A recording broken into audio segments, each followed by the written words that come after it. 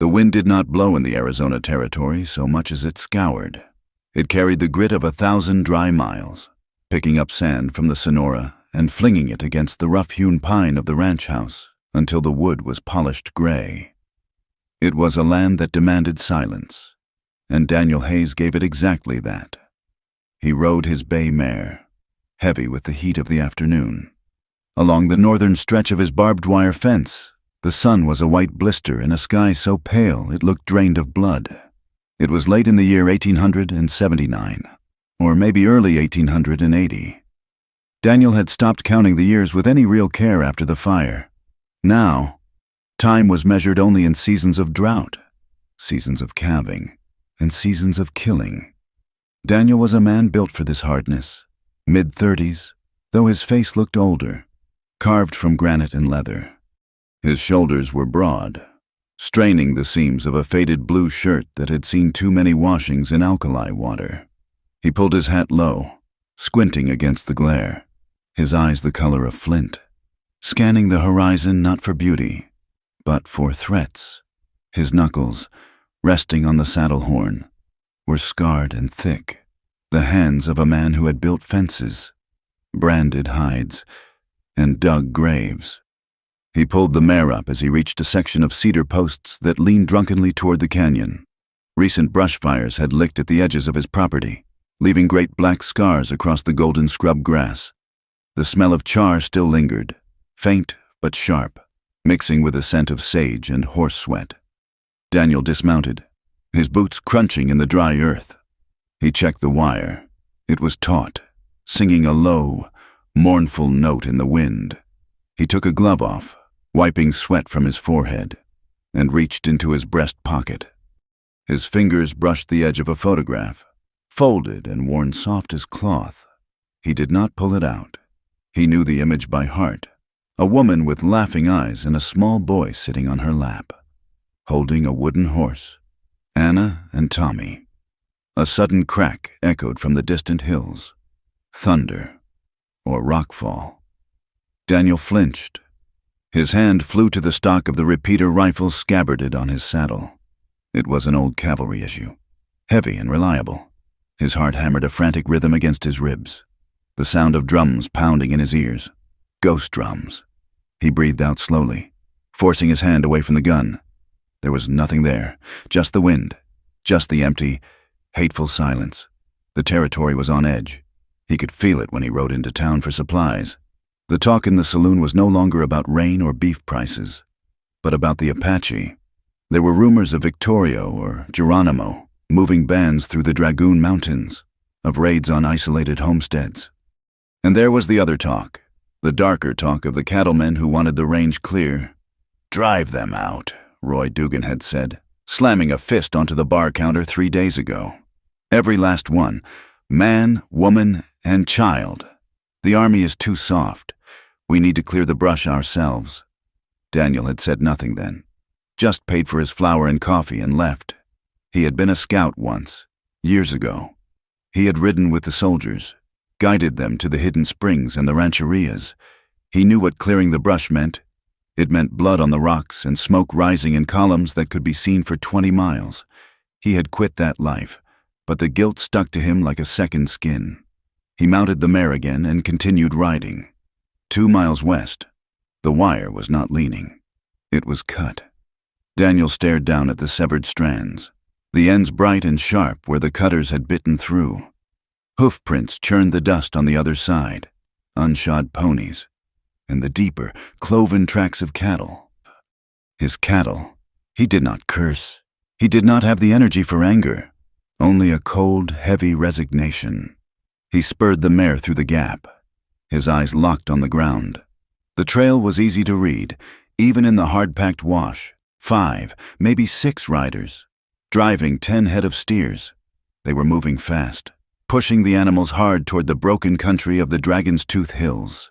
He tracked them for 3 hours. The sun began its slow descent, turning the light brassy and harsh. The land grew wilder, the juniper trees sparse and twisted, clinging to rock ledges. He saw a small campsite in a dry creek bed, abandoned in haste. A circle of stones, a few scattered bones of a rabbit, a piece of torn rawhide, They had not stayed long. They were running. Daniel checked the load in his rifle. He loosened the Colt revolver in the holster at his hip. He was one man against 6, but he knew the land, and he knew how they rode. He would not engage them if he could help it. He would wait for night, spook the herd, and try to turn the cattle back. It was a fool's errand, risking his life for 10 steers. But the cattle were all he had. They were the reason he woke up in the morning. Without the ranch, he was just a man with a pocket full of ghosts. As he crested a ridge, he saw the vultures. They were a slow, black spiral in the sky, lazily circling a narrow ravine a mile ahead. Daniel felt a knot tighten in his stomach. Vultures did not circle stolen cattle unless the cattle were dead. And if the cattle were dead, the thieves had been stopped. He approached the ravine slowly, keeping to the skyline, using the rocks for cover. The wind shifted, blowing up from the canyon floor. It brought a smell that made the mare toss her head and snort in fear. It was the smell of a butcher shop in August, the smell of copper and rot. Daniel tied the horse to a scrub oak and advanced on foot, his rifle cradled in his arms. He moved silently, his boots finding the quiet places between the gravel. He peered over the rim of the ravine. It was not a campsite anymore. It was a slaughterhouse. The Apache raiders had been caught in a box canyon, likely stopping to rest the animals. The attack had come from the high ground. Where Daniel stood now, he could see the brass shell casings scattered in the dirt near his feet. 45-70 government loads, soldiers. Below, the carnage was absolute. The 10 steers lay bloated and shot, killed to deny them to the enemy. But the men were there too, and not just men. Daniel slid down the scree slope, his boots sliding in the loose rock. The silence here was heavy, buzzing with the sound of 1,000 flies. He walked among the bodies. There were 7 Apaches, 4 warriors, stripped of their weapons and most of their clothing. 2 women, 1 child, a boy no older than 6. He stopped by the boy. The small body was twisted, lying half under a dead horse. Daniel looked away, a wave of nausea rolling over him. He remembered the fire. He remembered Tommy's small wooden horse found in the ashes. They did not have to kill the boy, he thought, the old hatred for the uniform rising in his throat. They did not have to kill the cattle. He walked through the camp, checking for life. Though he expected none, the soldiers had been thorough. They had ridden down, put bullets in the wounded, and ridden out. The boot prints in the bloody mud were unmistakably army issue, iron-heeled, square-toed. He was about to turn back, to leave this place to the birds and the coyotes, when he heard it. A scrape of rock against rock, a ragged intake of breath. Daniel spun, the rifle stock hitting his shoulder in a fluid motion. He aimed at a pile of brush and fallen rocks near the canyon wall. "Come out," he said, his voice raspy from hours of silence. There was movement in the shadows. A hand, brown and smeared with dried blood, clawed at the dirt. Then a figure dragged itself into the light. It was a woman. She was young, perhaps 20. Her dark hair was loose and matted with gore, hanging over her face like a curtain. Her buckskin dress was torn at the shoulder and soaked dark at the thigh. She dragged her left leg as she crawled, her face a mask of gray dust and agony. She saw him, a tall white man with a gun, and her eyes went wide, filled with a terror so pure it looked like madness. She scrambled backward, her back hitting the rock wall. Her hand fumbled at her belt and came up with a knife. It was a skinning knife, the blade short and curved. She held it out, the point wavering. Her hand trembled violently. She tried to rise, to lunge at him, but her leg gave way and she collapsed, crying out in a language that sounded like stones breaking. Daniel kept the rifle leveled at her chest. He had seen wounded Apaches feign weakness to get close enough to strike. He had seen men die with knives in their bellies because they hesitated. "Drop it," he ordered. She looked at the gun, then at his face. She saw the scar on his chin, the cold blue of his eyes. She looked at the dead boy 10 yards away. The fight drained out of her. The knife slipped from her fingers and clattered onto the stones. She pressed her forehead into the dirt, her shoulders shaking. Then she spoke, her voice a cracked whisper. The words were English, broken and twisted, but clear enough. "Do not shoot!" Daniel did not lower the rifle. "You were with the raiders," he said. She raised her head. Tears cut tracks through the dust on her cheeks. "No kill," she pleaded. "I serve. I work." She gestured frantically to herself, to her hands, then to the ground at his feet. "You want. I do. Slave. Woman. Anything. You say I do. Just no kill." The raw desperation in her voice hit Daniel like a physical blow. She was bargaining with the only currency she had left. Her life, her body, her freedom. She expected him to kill her. Or worse, she was offering herself as a slave to prevent a bullet. Daniel looked at her, really looked at her. He saw the high cheekbones, the dark eyes swimming with fear, the way her hands curled into fists in the dirt, and suddenly, he did not see an Apache. He did not see the enemy who had terrorized the territory. He saw a human being terrified of fire. The memory washed over him, unbidden and agonizing. The night the ranch house burned, Anna screaming his name from the upper window.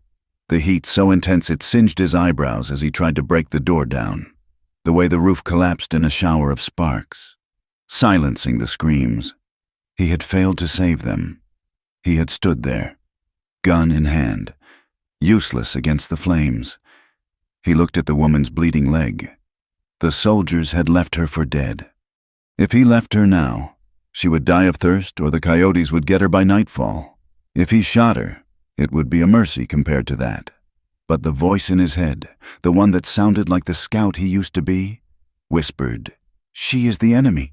Her people killed your neighbors. They stole your cattle. Walk away. Daniel, walk away." He stood there for a long time in the heat, the rifle heavy in his arms.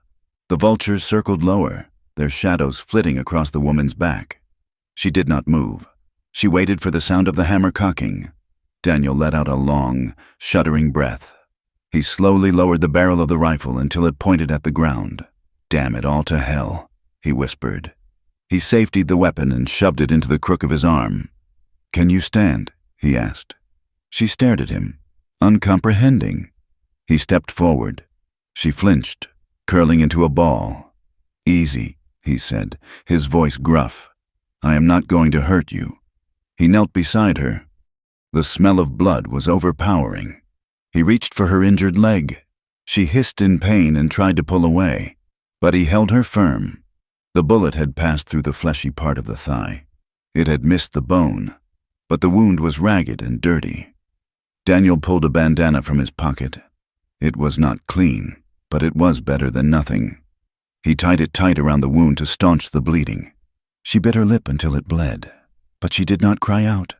"We have to ride," he said. "Cannot stay here." He stood and offered her a hand. She looked at it as if it were a trap. Slowly, she reached out. Her fingers were small and rough, calloused from work.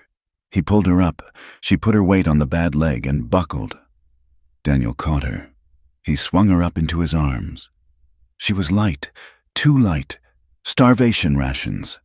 She went rigid against his chest, her heart beating like a trapped bird against his ribs. He carried her out of the ravine, up the slope to where the mare waited. He lifted her into the saddle. She gripped the pommel, her knuckles white. Daniel mounted behind her, settling into the cantle. He had to reach around her to take the reins. The proximity was sudden and jarring. He could smell the smoke in her hair, the sweat, the fear. Her back was pressed against his chest. "Hold on," he muttered. He turned the mare's head north, away from the slaughter, back toward the ranch. The ride was an agony of silence. The sun dipped below the horizon, painting the sky in violent shades of bruised purple and blood red. The temperature dropped plummeting as it did in the high desert. The air grew sharp and cold. Daniel felt the woman shivering. He shifted his weight, unbuckling his canvas duster coat, and draped it awkwardly around her shoulders. She stiffened at his touch but pulled the fabric tight around herself. "My name is Daniel," he said to the back of her head. She did not answer for a mile.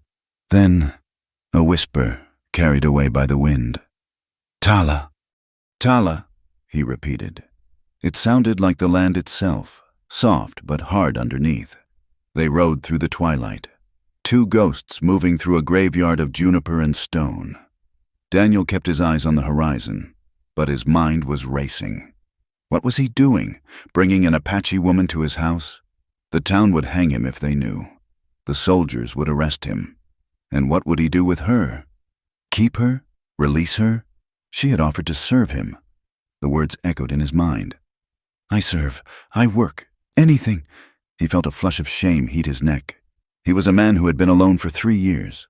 The loneliness was a physical ache, a hollow space in his chest, but he was not a monster. He would not take advantage of a terrified woman's bargain. He was saving a life. That was all. Wasn't it? The moon rose, a sliver of bone in the black sky. The coyotes began to sing, their yips and howls echoing off the canyon walls. Tala tensed at the sound. She was listening for other sounds, hoofbeats, voices. She was a woman who had been hunted her entire life. They crested the final rise, and the ranch lay below them in the shallow valley. It was a dark shape against the darkness. The windmill creaked, a lonely, metal sound. The house was dark. He had left no lantern burning. It looked small, fragile, a wooden box sitting on the edge of a vast, indifferent nothingness. Daniel guided the horse down the slope. The hooves clattered on the hard-packed yard. He pulled up by the porch.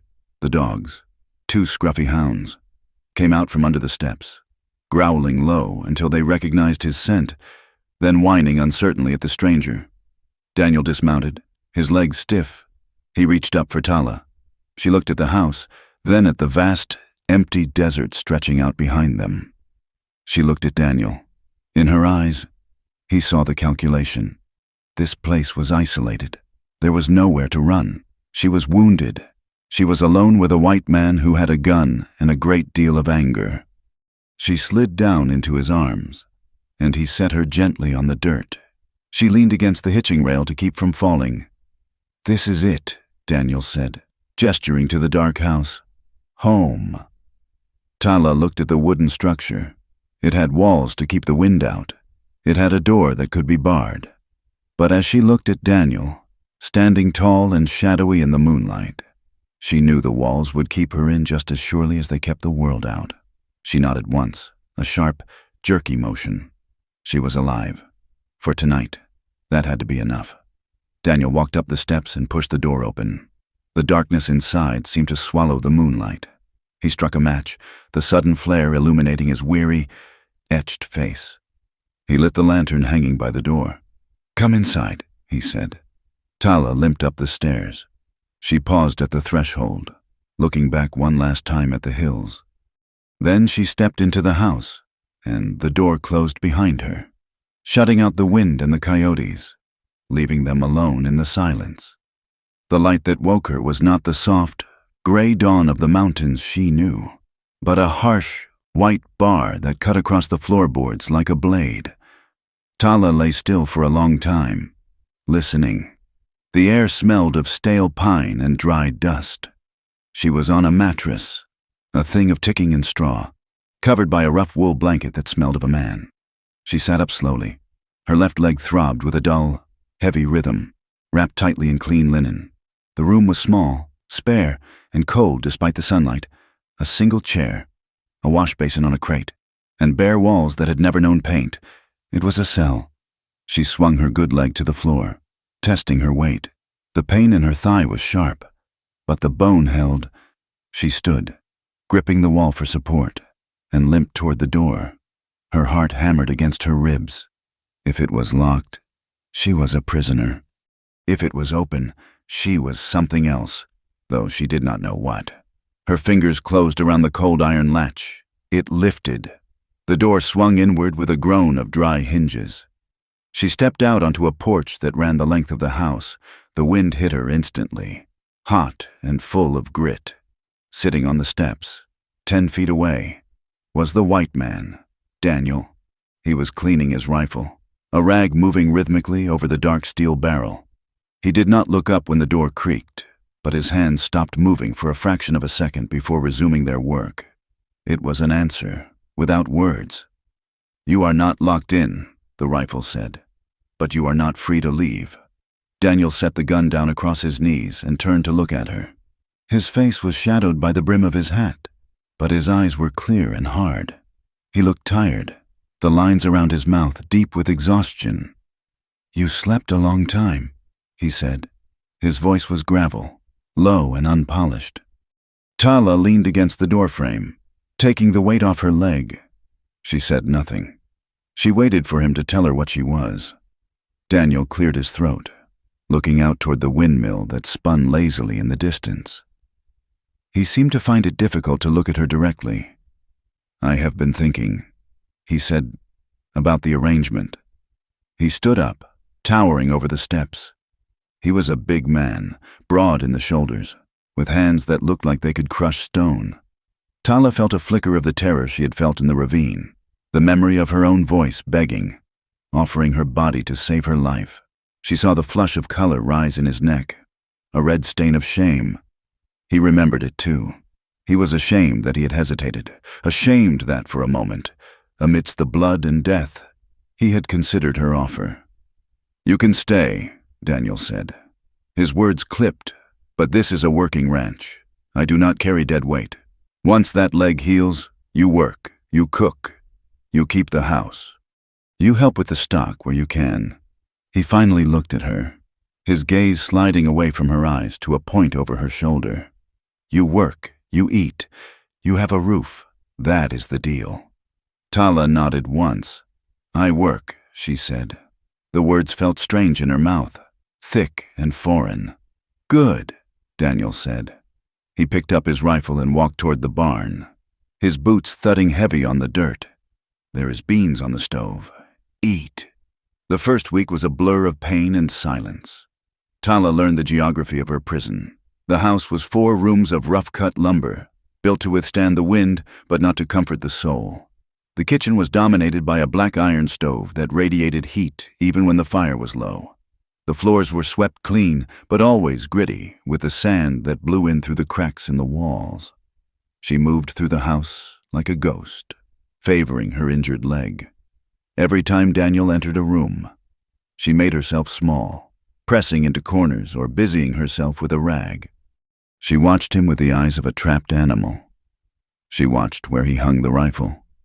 She watched where he kept the skinning knife by the back door. She found a metal spoon in the drawer and spent hours when he was away grinding the handle against a flat stone behind the house until it was a jagged, sharp point. She kept it hidden in the folds of her skirt, tied to her waist with a strip of rawhide. If he tried to touch her, if the shame she saw in his face turned to the hunger she had seen in the eyes of other soldiers, she would not beg again. The land itself was a brutal master. The well was deep and stubborn. Drawing water meant turning a rusted iron crank that screamed in protest, hauling up a heavy oak bucket from the dark earth. The water was cold and tasted of minerals, but it was life. The sun beat down with a physical weight, bleaching the color out of the world until everything was pale brown and gray. Daniel was gone before sunrise, riding the fence line or checking the herd. He returned at dusk, gray with dust, his shirt stained with sweat. They ate in silence at the small pine table. The only sounds were the scrape of forks on tin plates and the relentless wind rattling the window panes. "More coffee?" he would ask. "No," she would answer. That was the extent of their speech. But as the days turned into weeks, the silence began to shift.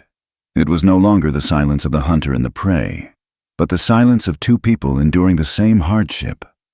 One morning, Tala came into the kitchen to find a cup of coffee waiting on the table. It was still hot. Beside it lay her second dress, the one she had been wearing in the ravine. It had been torn at the hem. Now, it was mended. The stitches were large and clumsy, black thread pulling the brown fabric together in a pucker, but it was whole. She ran her thumb over the rough stitching. He had done this by lamplight, with his large, scarred hands, while she slept. 2 days later, she was carrying a bucket of slop to the hogs he kept in a pen behind the barn. Her leg caught on a root, and pain shot up her hip, white and hot. She gasped and stumbled, the bucket slipping from her grip, before it hit the ground. A hand caught the bale. Daniel was there. He did not speak. He did not scold her for her clumsiness. He simply took the heavy bucket from her hand, his fingers brushing hers for a fleeting second. His skin was rough, calloused, and hot. He walked to the pen and poured the slop, then returned the empty bucket to her. "Careful with the leg," he said, and turned back to his work. Tala watched him go. She touched the spot on her hand where he had brushed her. He was a hard man, a man of violence. She had seen the soldier boots, the rifle, but there was a quietness in him that confused her. He did not shout. He did not drink, until he was mean. He treated the horses with a firm, gentle hand. She began to look for ways to pay the debt that was not a debt. She found a set of old harness in the barn, the leather dried and cracking, a strap broken. She took it to the porch and worked the leather with grease she rendered from bacon fat. She used an awl and sinew she found in his supplies to stitch the break, her fingers moving with a skill born of necessity. When Daniel found it hanging on the peg, repaired and supple, he stopped and looked at it for a long time. He nodded to her, a single, sharp dip of his chin. It was more praise than if he had spoken 100 words. Daniel suffered from a pain in his shoulder. She saw him rubbing it in the evenings, grimacing when he lifted the coffee pot.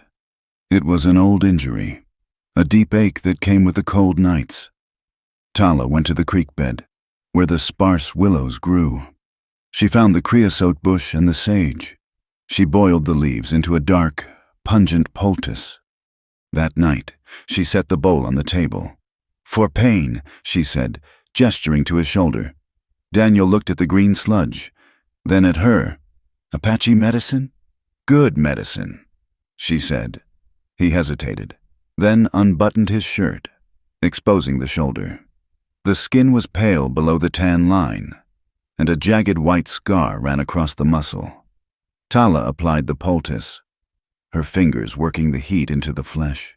He tensed at her touch, his breath catching, but he did not pull away. When she was done, he moved the arm.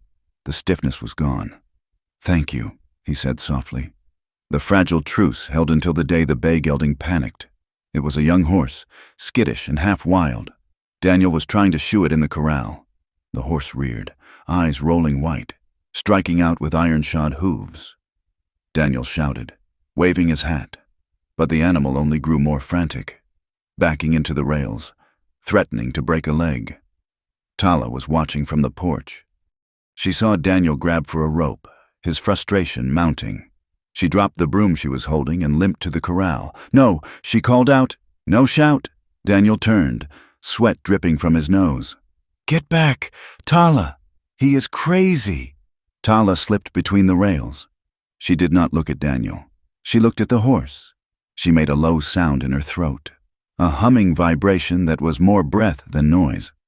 She walked forward slowly, her eyes lowered, her body relaxed. The horse snorted, ears pinned back, trembling. Tala did not stop. She reached out a hand, palm up. She continued the sound. The horse flicked an ear. She moved closer until she could smell the animal's fear. She touched the velvet nose, then moved her hand up to the forelock, scratching firmly behind the ears. The horse let out a long, shuddering sigh and dropped its head. Daniel stood by the fence, the rope dangling from his hand, watching in disbelief. The woman who had been a trembling heap in the ravine now stood commanding 1,000 pounds of terrified muscle with nothing but a touch. "He is afraid of the hammer," Tala said, stroking the horse's neck. "Show him the hammer. Slow." Daniel picked up the hammer slowly. The horse flinched, but Tala murmured to it, holding it steady. They shod the horse together in the dust and heat. And when they were done, Daniel looked at her with a new expression. It was respect. "You have a way with them," he said. "Horses have honest hearts." She said, "Men are harder." A week later, the supplies ran low. The flour barrel was empty, and the coffee was gone. Daniel announced he was going to town. "Get in the wagon," he said. Tala froze. "Town? I need help loading," he said. "And you need boots. That leg is healing, but you cannot walk the ranch in those moccasins." "People see," she whispered. "They will see a Mexican girl," Daniel said, his jaw set. "Cover your hair. Keep your head down." "Do not speak English." He tossed her a dark shawl. Tala wrapped it around her head, shadowing her face. She climbed onto the wagon seat, feeling the sharpened spoon pressing against her hip. The town was a collection of false-fronted buildings clinging to a single muddy street. It was noisy. Dogs barked, wagons clattered, and men shouted from the boardwalks. To Tala, after the silence of the ranch, it was a chaotic assault. She shrank into the shawl, making herself invisible. Daniel parked the wagon in front of the general store. "Stay close," he ordered. They walked inside. The store smelled of pickle brine, tobacco, and dry goods. Two men were leaning against the counter, talking to the proprietor. One of them was a thick-set man with a face like a slab of beef. Roy Dugan. The conversation stopped when Daniel entered. The silence that followed was heavy and sharp. "Daniel," Dugan said, nodding slowly. His eyes flicked to Tala, lingering on her dark skin. The shawl, the way she stood half behind Daniel. "Who is the girl?" "Hired help," Daniel said, his voice flat. From down south, Dugan spat a stream of tobacco juice into a brass spittoon. "Mexican, huh? Looks a little dark for a Mexican." "She is Yaqui," Daniel lied smoothly. "Does not speak a word of English. I need 50 pounds of flour, Sam, and coffee." He moved to the counter, placing himself between Tala and the men. Tala kept her eyes on the floorboards, counting the knots in the wood. She could feel Dugan's eyes on her, a physical weight crawling over her skin. She knew that look. It was the look a wolf gives a weak calf. "You hear about the raids?"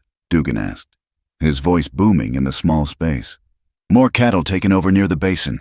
Apaches." "I heard," Daniel said, counting out coins. "We are getting up a meeting next week." Dugan continued, stepping closer. "The army is useless. They chase ghosts. We are talking about handling it ourselves. A sweep. Clean out the canyons. Wipe them out. Daniel, every last savage." Tala flinched. The words were blows. Wipe them out. It was not a figure of speech. She had seen what it meant. She saw the ravine again. The dead boy under the horse. She gripped her hands together under her shawl until her nails cut into her palms. Her face remained a mask of stone. "I have got fences to mend." "Roy," Daniel said, "do not have time for passes." "You might want to make time," Dugan said, his voice dropping to a menacing growl. "You live out there on the edge. You are exposed, unless you have got some reason to think they won't hit you." It was an accusation. Daniel turned slowly, his hand resting near his hip. "I take care of my own. Roy. Always have?" "Sure," Dugan said, smiling without humor. "Just be careful who you call your own. Hayes, some things do not mix." Daniel took the sack of flour. "Come on," he said to Tala. They walked out into the sunlight.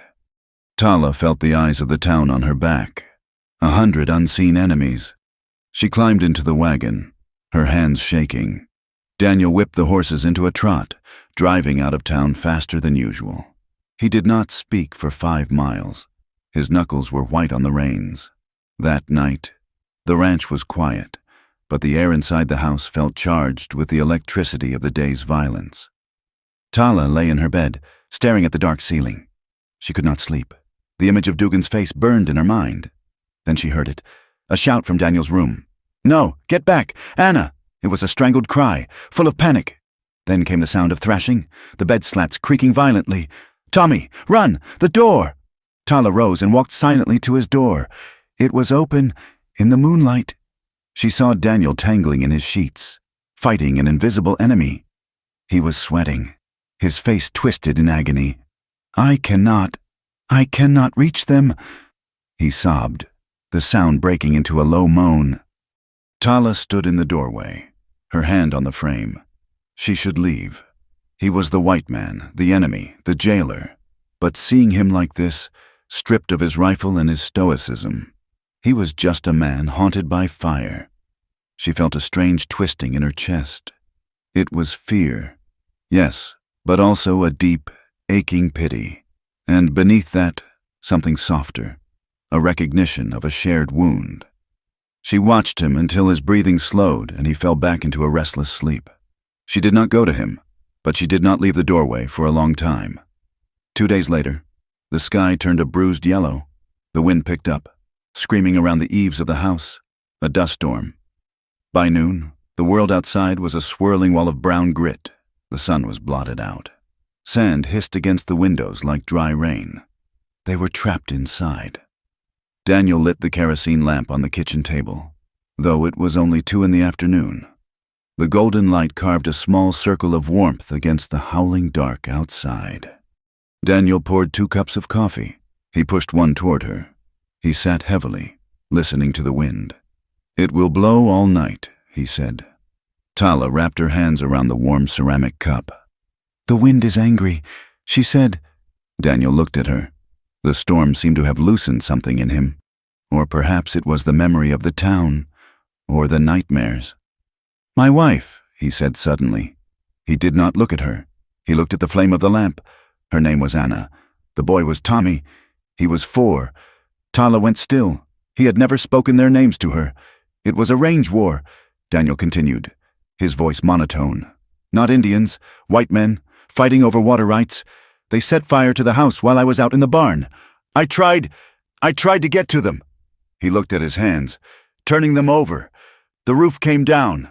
I stood there and watched it burn. I was a scout for the army then. I could track a lizard across rock. I could shoot a man at 500 yards, but I could not open a door." He looked up at her, and his eyes were open wounds. "I hunted your people, Tala, after the fire. I hated everything. I guided the soldiers. I showed them where the winter camps were. I told myself it was justice, but it was just killing." The confession hung in the air, heavy as the dust. He was admitting to being the monster she had feared, but he was also admitting he was broken by it. Tala looked down at the coffee, the dark liquid trembling slightly from the vibration of the wind. "My father," she said softly. "He was a singer. He sang the morning songs." Daniel watched her, waiting. The soldiers came at dawn. She said, "Blue coats. They did not ask who was fighting. They just shot. My mother ran with the baby. They shot her in the back. I saw it. I ran into the rocks. I hid." She looked up, meeting his gaze. "I wandered for 3 years. Small bands. Always hungry. Always running. Eat lizards. Eat roots. Then the ambush in the ravine. You found me. I found you," Daniel repeated. "I thought you were death," she said. "I almost was," he whispered. The distance between the 2 chairs seemed to shrink. The table was narrow. Her hand rested on the wood, inches from his. He could see the pulse beating in her wrist. She could see the gray flecks in his blue eyes. The hatred that the world demanded they feel for each other was there, outside in the wind, in the town with Roy Dugan, in the history of blood and fire, but in this room, in the lamp's glow, there was only 2 people who had lost everything. Daniel looked at her hand. It was small, capable, scarred by the life she had led. He felt a sudden, terrifying urge to cover it with his own, to feel the warmth of a living person who understood the language of ghosts. The silence stretched, thick with an unspoken desire that was born of grief and loneliness. Tala did not pull her hand away. She watched him, her lips slightly parted, her breath shallow. The air in the room grew heavy. The scent of coffee and kerosene mixed with the smell of the dust and the faint, sweet scent of the sage she used on her hair. Daniel's hand twitched. He started to reach out. Then the wind slammed a loose shutter against the wall with a crack like a gunshot. Daniel flinched violently. The spell shattered. He scraped his chair back, standing up abruptly. His face was closed again, the mask of the rancher sliding back into place. He was afraid, not of her, but of what was happening, of the softness growing in the hard ground of his heart. "Go to bed, Tala," he said, his voice rough. "The storm will pass." He turned his back on her and walked to the window, staring out into the blinding dust, his hands clenched into fists at his sides. Tala looked at his broad back for a moment. She wanted to reach out, to touch the tension in his shoulders, but she knew the line had been drawn. She stood up, favoring her leg, which was aching in the low pressure. "Good night, Daniel," she said. She walked to her room and closed the door, but she did not lock it, and as she lay in the dark, listening to the wind scour the house, she knew that the man in the other room was no longer her jailer. He was something much more dangerous. He was a man she could love. The dust storm that had trapped them inside the house was only the herald of a deeper, crueler season. Summer descended on the territory like a heavy iron skillet lid, trapping the heat and baking the moisture out of the earth until the ground cracked open in jagged fissures. The silence of the high desert changed. It was no longer the silence of emptiness, but the silence of waiting for rain that did not come. The cattle grew thin, their ribs showing like washboards through dull hides. They stood listless in the paltry shade of the mesquite, their tongues lolling. The creek, which had been a reliable ribbon of silver, retreated into itself, becoming a series of stagnant, muddy pools, then a mere trickle that barely wet the stones. Work became a war against the sun. Every morning, Daniel and Tala rose before the dawn, while the air was still cool enough to breathe without pain. They hauled water from the deep well, the rusted crank groaning in protest as they filled troughs bucket by bucket. It was back-breaking labor, their arms burning, their shirts soaked with sweat within an hour of sunrise. But in the crucible of the heat, the distance between them evaporated. The awkwardness of the early days, the silence of jailer and prisoner, was replaced by the fluid, wordless rhythm of partners. They rode together now. Daniel had given her a sturdy, dun gelding, not as fast as his bay, but sure-footed in the rocks. They spent long days in the saddle, pushing the small herd higher into the foothills where the grass was still faintly green. Tala wore a pair of trousers Daniel had cut down for her and a wide-brimmed hat that shadowed her face. From a distance, she looked like a slim boy. Up close, she was something else entirely, a creature of the land, moving with an efficiency that Daniel found himself watching more often than the cattle. They mended fences side by side, Daniel stretching the wire with the claw hammer, Tala nailing the staples home with quick, precise strikes. When he passed her the wire cutters, his fingers brushed against her palm. The touch was brief, electric, sending a jolt through him that had nothing to do with the static in the dry air. He would pull his hand back, catching her eyes for a split second, dark, unreadable, yet filled with a heat that mirrored his own. One afternoon, they stopped to water the horses at a seep in the rocks. They knelt by the water, shoulders touching. Tala cupped water in her hands and drank, the drops glistening on her chin. Daniel watched the column of her throat as she swallowed. He felt a hunger that had nothing to do with food, a sudden, fierce desire to lean over and taste the water from her skin. She turned, catching him staring. She did not look away. A faint flush rose in her cheeks, darkening the bronze of her skin. She wiped her mouth with the back of her hand, her eyes dropping to his lips, then away. "We should go," she said, her voice husky. "The calves are straying." "Yeah," Daniel rasped. "We should." But neither of them moved for a long moment, suspended in the heat and the silence, the air between them thick with things unsaid. The bubble of their isolation burst 3 days later. Daniel rode into town for salt and nails, leaving Tala to watch the house. When he returned near sunset, the mood of the ranch changed the moment he swung down from the saddle. His face was gray, his mouth set in a grim line. He threw the reins over the rail with unnecessary force. Tala met him on the porch, wiping flour from her hands. She saw the tension in his shoulders, the way his hand lingered near his gun belt. "What is it?" she asked. Daniel walked past her into the kitchen, pouring himself a cup of water from the bucket and drinking it in one long draught. He slammed the dipper down. "There was a meeting," he said, his voice tight. "At the saloon, Dugan and the others." Tala stood very still. "About the raids?" "About everything," Daniel said, turning to face her. "They are scared, Tala, and scared men are dangerous. They have decided on a roundup, not cattle, people." Tala felt the blood drain from her face. "The army is giving them free rein," Daniel continued, pacing the small room. "They are going to sweep the foothills, Any Apache found off the reservation is to be treated as hostile, shot on sight or dragged to the fort in chains. And anyone found harboring them is to be treated as an enemy of the territory. The room seemed to shrink. The walls, which had become a shelter, suddenly felt like a trap again. "They will come here," Tala whispered. It was not a question. "Dugan has been asking questions," Daniel admitted. "He suspects something. He does not know for sure, but he is sniffing around like a coyote." Tala looked at him, then at the door. Her survival instinct, honed by years of running, kicked in. "I must go," she said. Daniel stopped pacing. "What? I leave," she said, her voice trembling but resolute. "Tonight, I take a horse, or I walk. I go deep into the mountains. They will not find me. And you will be safe. They find no one here. They leave you alone." She moved toward the bedroom, her mind already packing a mental bag, a knife, a blanket, water. Daniel crossed the room in 2 strides and grabbed her arm. "Stop!" She tried to pull away. "It is the only way. Daniel, I bring you death. I bring you trouble.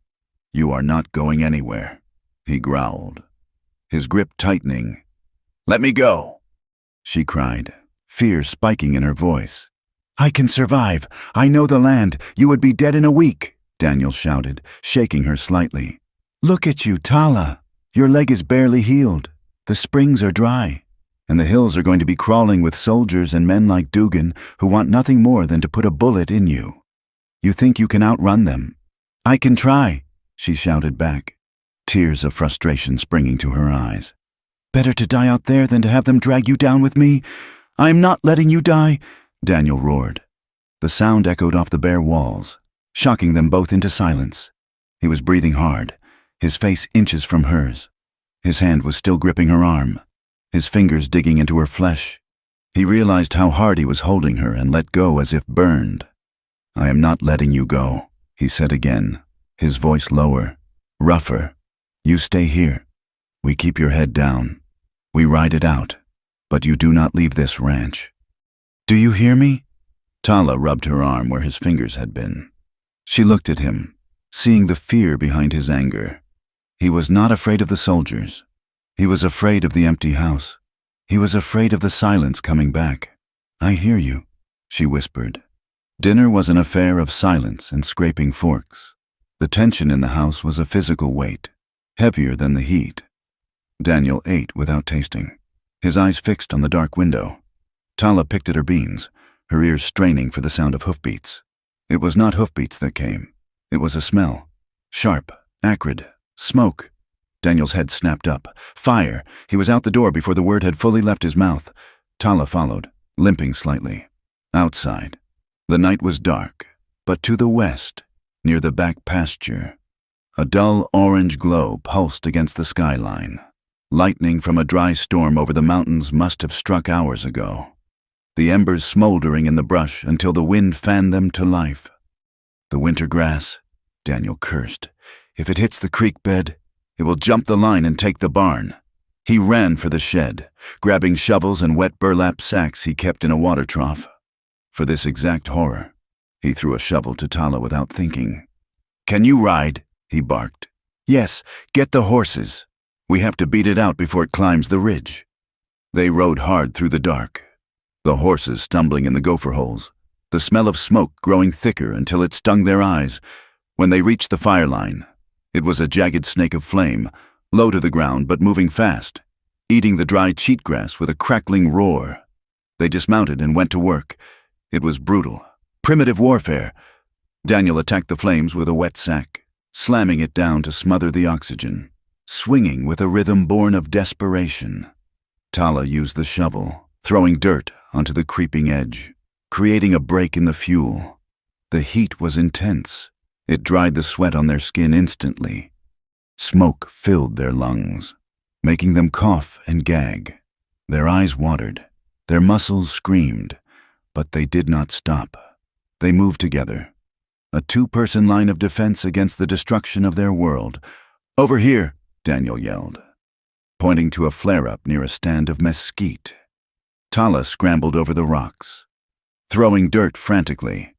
The fire hissed and spat, angry at being denied. For an hour, they fought. Time lost its meaning. There was only the fire, the smoke, and the man and woman moving in the orange haze. Finally, the wind died down. The fire, starved of fuel and beaten into submission, sputtered and shrank into isolated patches of glowing embers. Tala leaned on her shovel, gasping for air. Her face was smeared with soot, her hair escaping its braid to hang in wild tangles around her face. Her chest heaved. She took a step back, her boot landing on a loose stone. She stumbled, her balance gone in her exhaustion. She fell backward, dangerously close to a patch of still-hot ash. "Tala!" Daniel dropped his sack and lunged. He caught her by the waist, hauling her upright and pulling her away from the heat. The momentum carried them both back, and she slammed into his chest. He held her there, his arms wrapped tight around her, his heart pounding against her back like a hammer. They stood in the dark, surrounded by the smell of char and sweat, breathing in jagged gasps. "Are you hurt?" he demanded, spinning her around to face him. His hands gripped her shoulders, his eyes searching her face in the flickering light of the dying embers. "No," she panted. I am fine." She looked up at him. His face was blackened with soot, his eyes wide and wild with adrenaline. He looked terrifying and beautiful. He looked like life itself. The fear of the fire, the fear of the town, the fear of the soldiers. It all coalesced into a single, sharp point of clarity. They were alive, they were here, and they were alone. Daniel looked at her mouth. The soot on her cheek made her lips look startlingly red. He saw the pulse in her throat. He did not think. The restraint he had built, brick by brick, crumbled in the heat of the moment. He lowered his head and crushed his mouth to hers. It was not a gentle kiss. It was rough, desperate, tasting of smoke and salt. It was a collision. Tala gasped against his mouth, her hands flying up to grip his shirt, pulling him closer. She opened to him, meeting his hunger with her own. For a moment, there was nothing but the sensation of his stubble against her skin, the hardness of his body, the overwhelming reality of him. Then, as quickly as it had begun, they broke apart. They stared at each other, chests heaving, eyes wide with shock. The silence of the night rushed back in, deafening after the roar of the blood in their ears. Daniel took a step back, his hand coming up to touch his mouth. He looked at Tala as if he had just struck her. He started, his voice raspy. "Tala, He turned away, unable to finish the sentence. He walked to his horse, checking the cinch with shaking hands. "We should check the perimeter," he said, his voice flat, devoid of the heat that had just consumed them. "Make sure it is out." Tala watched him, her lips still tingling. She touched them, her fingers trembling. The line had been crossed. There was no going back to the silence now. The ride back to the house was excruciating. The air between them crackled with unspent energy. They did not speak. They put the horses away, cleaned the tools, and washed the soot from their faces at the pump in the yard. Inside the house, Daniel lit the lamp. He moved stiffly, avoiding her eyes. He went to the cupboard and pulled out a bottle of whiskey, pouring a small glass and drinking it down in one swallow. Tala stood by the table. She had washed her face, but her hair was still damp and wild. She watched him. She saw the war in his face, the desire warring with the shame, the past warring with the present. He was a good man, a man of honor. He would not take what was not freely given. He would remember the ravine, her plea, her offer of servitude. He would think this was part of the bargain. She could not let him think that. She walked around the table until she stood in front of him. He looked at the floor. "Daniel," she said. He looked up. His eyes were tortured. "It was a mistake. Tala, the fire, the heat. I should not have—" "Do you want me?" she asked. The question was simple. Stripping away all the defenses, Daniel closed his eyes for a moment. "God help me. Yes, then take me," she whispered. Daniel's eyes snapped open. He looked at her with a mix of longing and horror. "No, not like that. Not because you think you owe me. Not because you are afraid I will turn you out if you don't. I am not that man." Tala, I will not be that man. I know you are not, she said, stepping closer. I offered myself in the ravine to save my life. I was a slave then. I was afraid. She reached out and took his hand. It was calloused and rough, trembling slightly. She placed it against her waist. I am not afraid now, she said, her voice steady. I do not offer this for a roof, or for food, or for safety. She looked deep into his eyes, letting him see the truth of it. I want you, Daniel, because you are the man who patched my dress, because you are the man who carries the water when I am tired, because when you kiss me, I forget the fire. Daniel stared at her, searching for any sign of deception, any hint of obligation. He saw only the dark, honest depth of her eyes. Tala, he breathed, her name sounding like a prayer. It is my choice, she insisted, her voice dropping to a murmur. Do not say no to my choice. The resistance went out of him. He let out a long breath, a sound of surrender. He stepped forward, closing the small distance between them. He lifted his other hand to cup her face, his thumb tracing the line of her jaw. If we do this, he said, his voice thick with emotion, there is no going back. You understand? The world, they will hate us for it. Let them hate, Tala said fiercely. They do not know this. He lowered his head slowly, giving her time to pull away. She did not. She rose on her tiptoes to meet him. This kiss was different. It was slow, deliberate. It was a question and an answer. His lips were soft, reverent. He kissed her as if she were something precious, something breakable that he wanted to hold together. He lifted her into his arms, carrying her not to her small room, but to his own, the room with the double bed, the room where he had wrestled with his ghosts. He set her down gently. The moonlight spilled across the quilt. They undressed each other in the semi-darkness, hands fumbling with buttons and laces, skin revealing itself in patches of pale and bronze. When skin touched skin, the shock of it was absolute. He was hard and scarred, a landscape of muscle and bone. She was soft but strong, a willow that bent but did not break. He made love to her with a terrifying tenderness.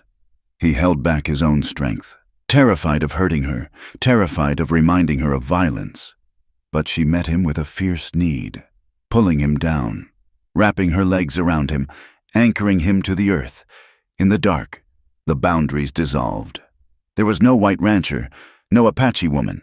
There was no history of blood. There was only the friction of bodies, the shared breath, the salt of sweat, and the cry of release that shattered the silence of the house. Afterward, they lay tangled together, the sheet pulled up to their waists. Daniel held her against his chest, his chin resting on the top of her head. He listened to her breathing settle into the rhythm of sleep. He felt a peace he had not known since before the fire. The ghosts were quiet tonight. In the days that followed, the ranch changed. The sun still beat down. The work was still hard, but the air was lighter. They moved through the chores with a shy, awkward sweetness. Daniel would catch her eye across the yard and smile, a real smile that crinkled the corners of his eyes. Tala would brush against him when she poured his coffee, her hand lingering on his shoulder. They teased each other. You hammer like a blacksmith, she told him one day as he fixed a gate. No finesse. And you cook beans like they are revenge, he retorted, grinning as she swatted him with a rag. They were lovers discovering each other in the daylight. They were building a world inside the fence line where the hate of the territory could not reach them. But the fence line was just wire and wood. It could not stop eyes from seeing. A week later, a rider crested the ridge to the east. It was a ranch hand from the Bar T, a man named Miller. He was looking for stray calves, or so he would say. He stopped his horse in the scrub oak, looking down at the Hayes place. He saw Daniel in the corral, breaking a colt, and he saw the woman. She was not hiding in the house. She was in the yard, hanging laundry. Her hair was loose, blowing in the wind. Unmistakable. Miller watched as Daniel finished with the horse and walked to the woman. He watched as Daniel took the basket from her hands. He watched as the rancher leaned down and kissed her. Not a quick peck, but a lingering kiss on the mouth. Miller's eyes narrowed. He spat on the ground. "Well, I will be damned," he muttered. Roy was right. He turned his horse and rode back the way he came, digging his spurs in. He had news for the town, the kind of news that spread faster than fire. The poison did not move fast like a flood. It seeped into the town of Lordsburg like bad whiskey soaking into a dry rag. It started in the saloons, whispered over the tops of playing cards, and drifted into the livery stable and the general store. It traveled on the breath of men like Miller, the ranch hand who had seen what he had seen from the ridge. "Hayes is keeping a woman out there." The whispers went, "Not a white woman, dark-skinned, wild hair." Some men laughed and spat tobacco juice, winking at each other. They said a man living alone that long had needs, and if he found a Mexican girl desperate enough to warm his bed, it was his business. But others, men who had lost cattle to raids or brothers to arrows, did not laugh. They let the resentment simmer in their guts. To them, it was not just a sin of the flesh. It was a betrayal of the blood. If Daniel Hayes was harboring an Apache, he was no longer a neighbor. He was a traitor. Daniel felt the change the moment he rode into town 3 weeks after the fire. The silence that greeted him was not the respectful quiet of the open range. It was the heavy, suffocating silence of a courtroom before a sentence is read. He tied the buckboard wagon in front of the mercantile. He could feel eyes on his back, prickling the skin of his neck. He kept his hat pulled low, his movements deliberate and calm, though his heart was beating a slow, heavy rhythm against his ribs. He was not a man who looked for trouble, but he was a man who saw it coming a long way off. He bought his supplies, coffee, flour, a box of cartridges, with quick efficiency. The shopkeeper, a man named Silas, who had always been friendly, would not meet his eyes. Silas counted out the change with trembling fingers and pushed the coins across the counter without a word. Daniel swept the coins into his pocket and turned to leave. The doorway was blocked. Roy Dugan stood there, filling the frame. He was a big man, running to fat now, but with the hard, mean strength of a bull. Behind him stood 2 others, Miller, the thin-faced hand from the Bar T, and a drifter named Vance, who hired out his gun for range disputes. "Excuse me, Roy," Daniel said, his voice flat. He gripped the sack of flour in his left hand, leaving his right hand free near his hip. Dugan did not move. He hooked his thumbs into his gun belt, staring at Daniel with eyes that were bloodshot and cold. "We have been talking." "Daniel," Dugan said. His voice was loud, meant for the audience gathering on the boardwalk. "Talking about the cattle we are still losing. Talking about the tracks Miller saw near your creek. I lose cattle too," Daniel said. "It is a hard year. Miller says he saw a woman at your place." Dugan continued, ignoring the deflection. "Says she did not look like hired help. Says she looked like a savage." The word hung in the hot air, ugly and sharp. Daniel felt a spike of adrenaline, hot and metallic. He kept his face impassive. "I have got a Mexican woman helping with the house." He lied. The lie tasted like ash in his mouth. "She is quiet, keeps to herself." "Mexican," Dugan repeated, a sneer curling his lip. "Miller says she moves like an Indian." "Says she has the hair of an Indian." "Miller sees what he wants to see," Daniel said, his eyes shifting to the thin man. Miller looked away, spitting into the dust.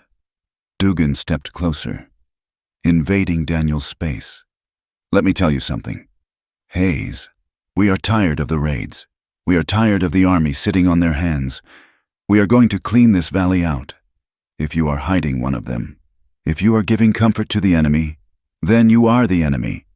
You understand?" Daniel's jaw tightened until his teeth ached. The urge to strike Dugan, to smash that sneering face, was a physical pulse in his arm. But he thought of Tala. He thought of her waiting at the ranch, vulnerable. If he started a fight now, if he got thrown in jail or shot, she was dead. "I understand you are looking for a fight, Roy," Daniel said softly, "but I am not the one you want." He shouldered past Dugan, knocking the big man slightly off balance. Dugan grabbed for his arm, but Daniel wrenched free with a violence that made the other men step back. He threw the flour into the wagon and climbed up, unwrapping the reins. "Watch your back." "Hayes!" Dugan shouted after him as the wagon lurched forward. "We are watching you." Daniel did not look back. He drove the horses hard, the wagon rattling over the ruts, dust choking the air behind him. His hands were shaking, not with fear, but with a rage so profound it nearly blinded him. They were closing in. The lie would not hold. When he arrived at the ranch, the sun was dipping low, painting the hills in shades of bruised purple. Tala was on the porch, mending a bridle. She stood when she saw him, a smile touching her lips. The smile died when she saw his face. Daniel jumped down from the wagon and marched up the steps. He did not kiss her. He did not ask about her day. "Get inside," he snapped. Tala recoiled as if he had slapped her. "What is wrong? I said, get inside." He pushed her into the kitchen and slammed the door, shooting the bolt home. He paced the small room, his boots thudding on the wood. He looked wild, his eyes darting to the windows. "They know," he said, "or they suspect. Dugan and his men. They are talking about a raid." Tala stood by the table, her hands clasped in front of her. "Then we fight," she said simply. "No," Daniel said, spinning to face her. "We do not fight. We survive. There are too many of them. Tala, the whole town is poisoned." He looked at her long, black hair that fell to her waist, the hair she brushed with such pride every night. It was a flag. It was a beacon. He walked to the drawer where he kept the sewing shears. He pulled them out, the metal flashing in the dim light. "Sit down," he ordered. Tala looked at the shears, then at his eyes. She understood. Her hand went to her hair, clutching it protectively. "No," she whispered. "You have to," Daniel said, his voice cracking. "If they see you from a distance. That hair marks you. If you look like a boy or a Mexican laborer, maybe they pass by, maybe they do not look twice. It is who I am," Tala said, tears springing to her eyes. To cut the hair was mourning. It was shame. It was cutting away her spirit. "I do not care about who you are," Daniel shouted. "Fear making him cruel. I care about keeping you alive.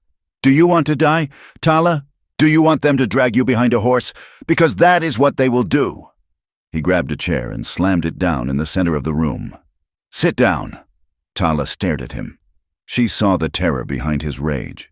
She saw that he was breaking his own heart to save hers, slowly, with a dignity that made his throat tight. She sat in the chair. She straightened her back and looked straight ahead at the blank wall. "Do it," she said. Her voice was ice. Daniel stepped behind her. His hands were shaking so bad he had to steady them against the back of the chair. He gathered the heavy silk of her hair in one hand. It was warm and smelled of sage and wind. He raised the shears. The sound of the blades cutting was the loudest sound in the world.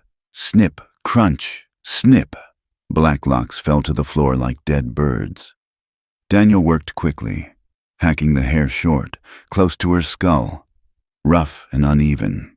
He hated himself with every cut. He felt like he was violating her, taking something sacred and throwing it in the dirt. When it was done, her hair hung in jagged tufts around her ears. Her neck was bare and vulnerable. Daniel dropped the shears on the table. He put his hands on her shoulders, wanting to comfort her, to apologize. She flinched away from his touch. She stood up and walked to the small mirror hanging by the wash basin. She looked at her reflection for a long time. The woman staring back was a stranger. She looked stripped. She looked like a prisoner. She turned to him, her eyes dry and hard. "Is it enough?" she asked. "Am I white enough now?" "Tala." Daniel started, reaching for her. "Do not," she said, stepping back. "I will cook dinner." The days that followed were a torment. The intimacy they had built, the sweet, fragile world of the last few weeks, was shattered. Tala wore the shapeless trousers and a heavy shirt. She kept her head covered with a hat even indoors. She moved through the house like a shadow, silent and withdrawn. She resented him. He could feel it. She resented that he made her hide. She resented that she was a secret, a shameful thing to be tucked away when the world looked their way. And Daniel. Daniel was consumed by paranoia. He forbade her from going to the creek. If she stepped onto the porch to shake out a rug, he would bark at her to get back inside. He watched the horizon until his eyes burned. He jumped at the wind. He was trying to protect her, but in doing so, he was becoming her jailer again. They slept in the same bed, but they did not touch. The space between them was filled with the jagged pile of hair on the kitchen floor that Daniel had swept up and buried, but could not forget. The breaking point came 5 days later. The coffee tin was empty, and they were low on ammunition. Daniel had to go back. He could not defend the ranch with an empty rifle. "I have to go," he told her at dawn. He was checking the load in his revolver. "Go," Tala said. She was scrubbing a pot, her back to him. "I will be back by noon," he said. "Keep the door barred. Do not open it for anyone. If you hear horses, go to the cellar. I know what to do," she said sharply. Daniel looked at her stiff back. He wanted to cross the room, turn her around, and kiss the bare nape of her neck. He wanted to tell her he loved her, but the words stuck in his throat, blocked by the fear that paralyzed him. "Stay inside," he said again, and walked out. Tala watched him ride away from the window. When he was gone, she slumped against the counter, the strength going out of her legs. She touched her jagged hair. She hated him for doing it. She loved him for doing it. The confusion was a storm in her blood. The morning passed in a slow, suffocating heat. Tala worked to keep her mind off the silence. She swept. She mended. She sharpened the skinning knife, the sound of stone on steel soothing her nerves. At 10 o'clock, she heard it. The sound was faint at first, a rhythmic thudding in the earth. Hoofbeats, many horses, moving fast. Tala froze. Daniel would not be back yet. And he rode one horse, not 5. She moved to the window, peering through a crack in the shutters. Dust was rising on the road. Riders were coming up the drive. She recognized the big man in the lead, Roy Dugan, and the others, men from town, armed with rifles and ropes. The cellar, she thought. She ran to the trap door in the pantry floor, but as she reached for the iron ring, a voice boomed from the yard. "Hayes, you in there? Come on out." They were already too close. If she went into the cellar, she would be trapped like a rat in a hole. If they burned the house, she abandoned the cellar. She ran to the bedroom, grabbing Daniel's spare shotgun from the corner. It was empty. She frantically searched the drawer for shells. 2.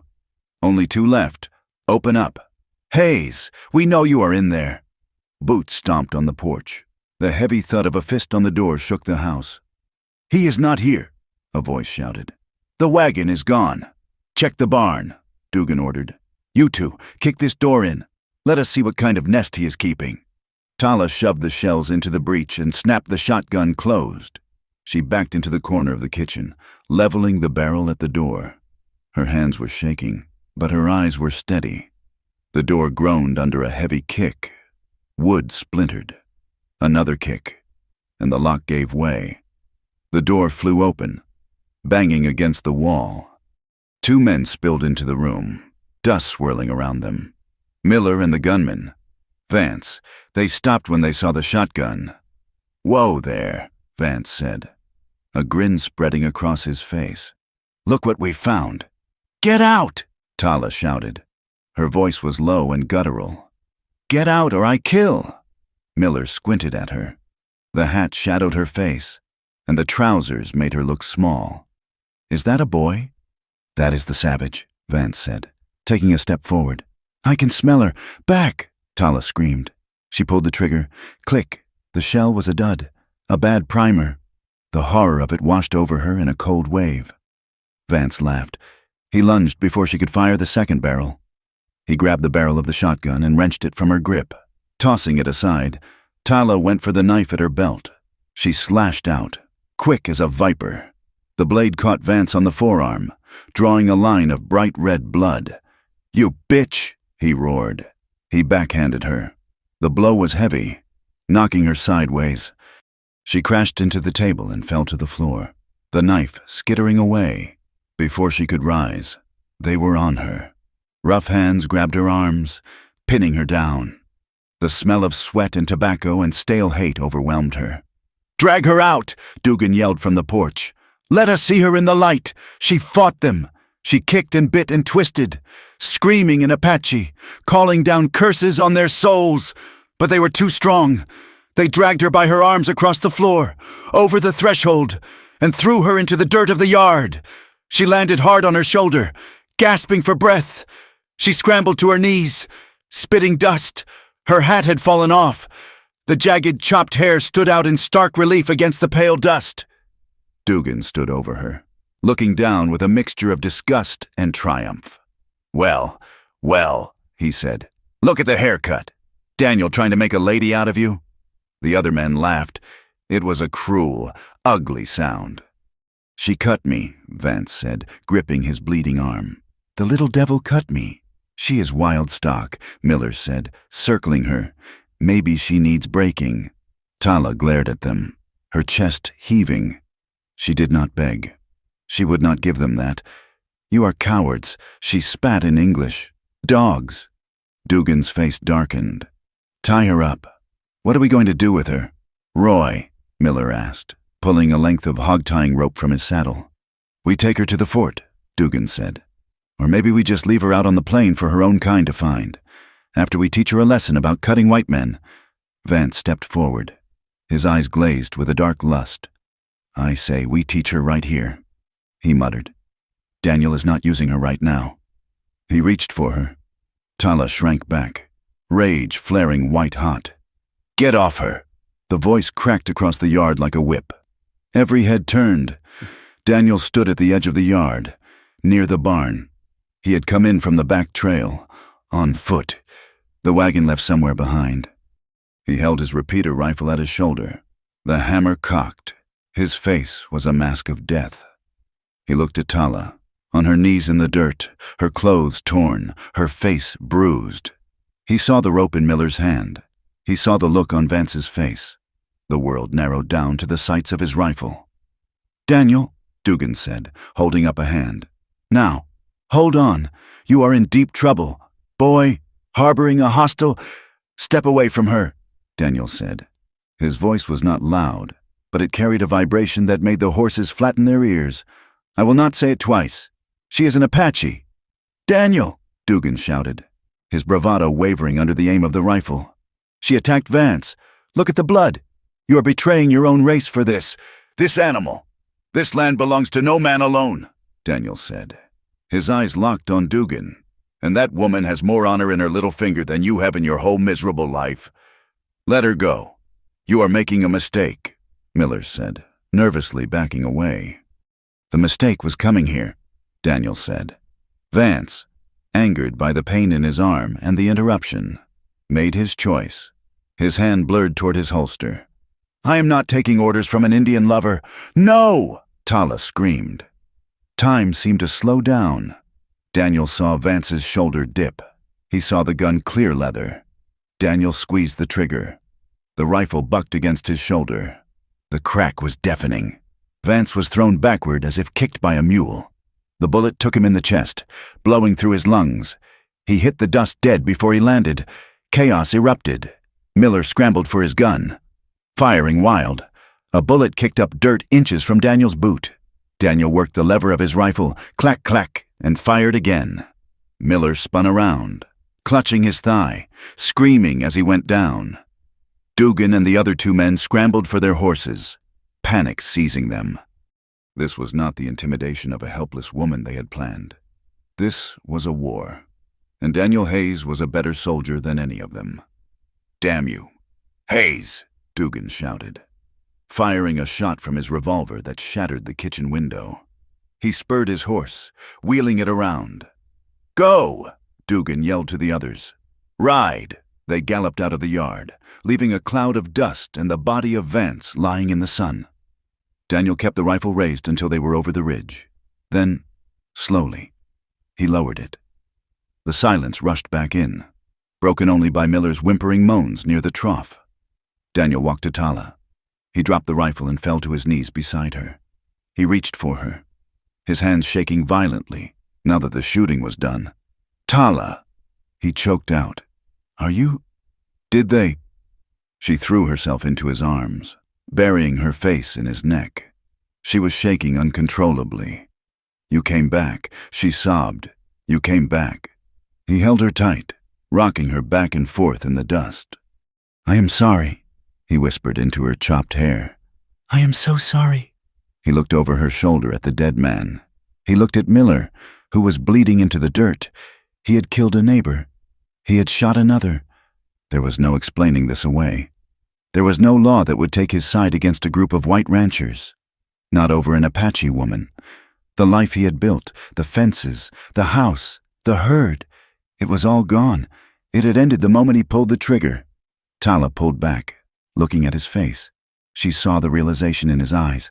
We have to run, she said, wiping tears and blood from her face. They will bring the soldiers. They will bring a hanging rope. I know, Daniel said. He stood up, pulling her with him. He looked at the ranch house one last time. It stood sturdy and quiet against the vast sky. It was the only home he had known since the fire. Get the water skins, he said, his voice hard with resolve. Get the dried meat, everything we can carry on 2 horses. Leave the rest. What about him? Tala asked, pointing at Miller. Daniel looked at the wounded man. Miller was pale, clutching his leg. Help me, Miller groaned. Daniel, do not leave me. Daniel walked over to him. He knelt down and checked the wound. It was through the meat of the leg, bleeding, but not fatal if bound. You dragged a woman out of her house to beat her. Miller, Daniel said coldly. You are lucky I did not aim for your head. He tossed Miller a bandana. Bind it up. Dugan will be back for you with a wagon. You tell them if they follow us. I will not shoot to wound next time. Miller nodded, eyes wide with terror. Daniel turned away. Move, Tala. We have an hour, maybe 2. They moved with frantic efficiency. They packed the saddlebags with ammunition, coffee, jerky, and blankets. Daniel went into the house. He opened the heavy Bible on the mantel and took out the folded deed to the land. He struck a match and held it to the corner of the paper. He watched it curl into black ash, dropping it into the cold fireplace. He looked at the photo of Anna and Tommy. He hesitated. Then he tucked it into his pocket. He could not burn them. Not yet. He walked out to the porch. Tala was waiting with the horses. She had tied a bedroll behind her saddle. She looked at him, her face set. She was no longer the frightened girl in the ravine, nor the hidden secret in the kitchen. She was a partner in flight. Where do we go? She asked. Daniel swung into the saddle. He looked toward the mountains in the south, the Dragoon Range, a fortress of rock and canyons where the army feared to tread. It was hard country, bitter country. To the high ground, Daniel said, where the ghosts live. The sun was setting as they rode out, casting long shadows across the valley. They did not look back at the ranch, or the windmill turning in the evening breeze, or the dead man in the yard. They rode into the deepening dark, leaving the world of fences and laws behind, heading for the wild, unforgiving heart of the territory. They were outlaws now, bound by blood and a desperate, dangerous love. The air grew thin as they climbed, stripping the heat from the day and leaving a cold that settled in the marrow of their bones. The trail Daniel chose was not a trail at all, but a scar of shale and granite that wound its way up the spine of the Dragoon Mountains. It was a place where horses had to pick their footing with trembling care, and where a man could look down and see the world spread out like a wrinkled map of brown and gray. For 3 days, they rode without speaking much. They were fugitives, and fugitives had no breath to spare for idle talk. They drank from icy streams that tasted of iron and melted snow, the water numbing their teeth. They ate the jerky and hardtack Daniel had packed, chewing slowly as they watched their back trail. At night, they huddled together under the blankets, shivering as the temperature plummeted. The coyotes yipped and howled in the darkness, a chorus of mockery and hunger. To Daniel, the sound was a reminder of the many nights he had spent in these high places, wrapped in a soldier's greatcoat, listening for the snap of a twig that meant an ambush. He knew these rocks. He knew how the sound carried, how the shadows stretched long before the sun dipped. For Tala, the land sang a different song. It was the song of her childhood. The smell of pine resin and sagebrush was the smell of safety, of the summer camps where her mother had taught her to weave baskets and find the sweet nuts of the piñón tree. But it was also the smell of fear. She remembered running through these same ravines, her breath ragged, listening to the thunder of cavalry horses chasing them down. "We are being watched," Tala said on the fourth morning. She was tightening the cinch on her horse, her eyes scanning the ridgeline. Daniel looked up from the small fire he had risked making to boil coffee. He did not ask how she knew. He felt it too, a prickling at the base of his neck, a silence in the scrub oak that was too absolute. "I know," Daniel said. "They have been with us since the lower pass." "Not soldiers," Tala said. "Soldiers make noise. They break branches. These are ghosts." Daniel poured the coffee into the tin cup and handed it to her. "Apache?" "Yes." They mounted up and kept riding, but Daniel kept his rifle across his saddle, his thumb resting near the hammer. He knew that if the scouts wanted them dead, they would already be dead. They were being herded. It happened at noon, in a narrow box canyon where the walls rose up sheer and red. Daniel was leading the way, his eyes on the trail, when a stone clattered from above. He looked up. A warrior stood on the rim rock, silhouetted against the blinding sun. He held a bow, the arrow nocked and drawn. Daniel looked to his left. Two more men stepped out from behind a boulder, holding repeating rifles that looked like they had been stolen from the army. They were lean, hard men, their faces painted with stripes of black and yellow. Daniel reined in his horse. His hand twitched toward his rifle, but he stopped. There were at least 5 of them. He would never clear the leather before they filled him with lead and shafts. "Do not move," Tala whispered urgently from behind him. She spurred her horse forward, moving past him. She spoke in a rapid, fluid tongue that Daniel recognized but could not fully follow. It was the language of the mountains, sharp and guttural. The warrior on the rim lowered his bow slightly. He shouted back, a question full of suspicion. Tala answered, her voice rising in pitch. She gestured to Daniel, then to herself, then to her cropped hair. She pulled off her hat, letting the jagged, hacked-off locks show in the sunlight. It was a gesture of vulnerability, showing the mark of her shame. The men on the ground lowered their rifles but did not smile. They motioned for Daniel and Tala to dismount. "They will take us to the camp," Tala said to Daniel, her face pale. "Do not reach for your gun. Daniel, if you touch it, you die." "I know the rules," Daniel said quietly. He dismounted, keeping his hands visible. They were marched 3 miles deeper into the mountains, up a twisting path that was hidden from below by overhangs and brush. The camp was tucked into a high basin, a natural fortress with a spring and a view of the approaches. It was a place of poverty and defiance. Wickiups made of brush and canvas were scattered among the boulders. Women were grinding corn on metatees, their movements slow with fatigue. Children with solemn eyes watched the strangers arrive. There were no dogs. The dogs had likely been eaten long ago. As they entered the circle of the camp, a cry went up. An older woman, her face a map of deep wrinkles, dropped the basket she was holding and ran forward. "Tala!" Tala froze, then let out a sound that was half laugh, half sob. "Auntie!" She ran to the woman, embracing her.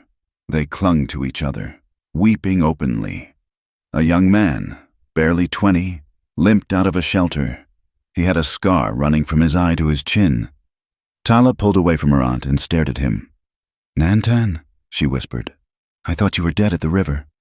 "I crawled away," the young man said, grinning crookedly. "I am hard to kill." "Cousin." Daniel stood alone in the center of the clearing, surrounded by hostile eyes. He felt the weight of his whiteness like a heavy coat. He saw the way the men looked at his boots, his gun, the color of his skin. To them, he was the face of the disease that was eating their world. A man emerged from the largest wickiup.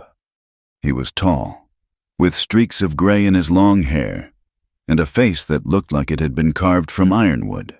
He walked with a heavy, dangerous grace. This was Cale, the leader of this remnant band. He stopped in front of Daniel, looking him up and down with cold contempt. He spoke in Apache, his voice deep and rough. Tala broke away from her family and stepped between them. She spoke quickly, translating. "He asks why you bring a white man to our hidden place," Tala said, looking at Daniel. "He says you bring the wolf into the sheepfold." "Tell him I am no wolf," Daniel said, holding Cale's gaze. "Tell him I am a fugitive, same as him." Tala translated. Cale listened, his eyes narrowing. He stepped closer to Daniel, sniffing the air. He looked at the way Daniel stood, the way his eyes constantly checked the perimeter. "You have the eyes of a hunter," Cale said in broken English. "You have walked these hills before." Daniel hesitated. To lie would be fatal. These men could smell a lie. "I was a scout," he admitted, "years ago, for the soldiers." A murmur of anger rippled through the gathered crowd. Several warriors stepped forward, hands on their knives. Cale's face twisted into a snarl. "Scout," Cale spat. "Traitor, you led the bluecoats to the sleeping ones. You have blood on your hands." "I left that life," Daniel said, his voice steady though his heart hammered. "I put down the army gun. I ranch now, or I did, until I shot a white man to save her." He pointed at Tala. Cale looked at Tala. "Is this true?" he asked in his own tongue. "Did the White Eyes kill his own brother for you?" "He did," Tala said, her voice ringing clear in the thin air. "He saved me from the ravine. He fed me, and when the men came to drag me away, he killed them. He has lost his home for me." Cale looked from Tala to Daniel. The hatred in his eyes did not dim, but it was mixed now with confusion. A white man killing other white men for an Apache was a story that did not fit the world he knew. "Tie him," Cale ordered. "We will decide tonight if he lives or dies." They took Daniel's weapons. They tied his hands behind his back with raw hide that cut into his wrists and pushed him down to sit against a rock. Tala tried to protest, but her aunt pulled her away, whispering warnings. Night fell, and the camp settled into a tense quiet. Daniel sat in the cold, watching the fires. He could see Tala sitting with her people, eating from a communal bowl. She looked different here. The shadows of the firelight played across her face, softening the lines of worry. She laughed once at something her cousin said, a sound Daniel had rarely heard. She belonged here. These were her blood, her history, and yet she kept looking over at him. Her eyes were dark pools of conflict. She was pulled between the two halves of her soul, the Apache who remembered the massacres, and the woman who loved the man who had once guided the killers. Later in the night, the council began. The men sat in a circle.